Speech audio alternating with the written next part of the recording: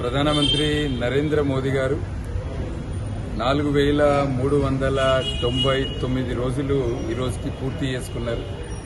గతంలో నెహ్రూ గారు ఎలక్టెడ్ గా ఏదైతే ఉండేనో అంతకుముందు వారు ఫస్ట్ నామినేటెడ్ గా ఉండే, తర్వాత ఎలక్టెడ్ గా గెలిచారు.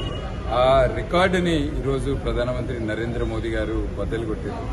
కానీ మనం చూసుకుంటే ఈ 12 సంవత్సరాలు నరేంద్ర మోదీ గారి ప్రభుత్వము ఒకవైపు అభివృద్ధి, ఇంకోవైపు సంక్షేమ పథకాలు, ఇంకోవైపు దేశ భద్రత, ఇట్లా అన్ని విషయాల్లో కూడా ఒక సుపరిపాలన అందించి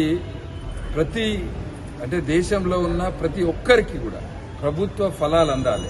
చిట్ట చివరి వ్యక్తికి, బడుగు బలహీన వ్యక్తికి, గ్రామీణ ప్రాంతాల్లో ఉండే వ్యక్తులు, గిరిజనులకు అందరికి కూడా ప్రభుత్వ ఫలాలు అందేలాగా ప్రధానమంత్రి నరేంద్ర మోదీ గారి ప్రభుత్వం పనిచేస్తుంది. దాంట్లో భాగంగానే మన మంచిర్యాల జిల్లా కూడా ఈరోజు ఎంత అభివృద్ధి చెందిందంటే అది కేవలం కేంద్ర ప్రభుత్వం నిధులతోటే. మంచిర్యాల నలుమూలల ఇవాళ జాతీయ రహదారులు, కొత్త రైల్వే స్టేషన్ నిర్మాణం, కొత్త ట్రైన్స్, మంచిర్యాలకు వచ్చే చెరువుల పైసలు కావచ్చు, చేపల పైసలు కావచ్చు, ఏది తీసుకున్నా కూడా అది కేంద్ర ప్రభుత్వం నిధులతోటే వస్తున్నది. ఇవాళ మన మంచిర్యాల జిల్లా, తెలంగాణ రాష్ట్రం, ఇట్లా దేశం అంతటా కూడా అభివృద్ధి చేస్తున్న ప్రధానమంత్రి నరేంద్ర మోదీ గారికి ఆ భగవంతుని ఆశీస్సులు ఉండాలి.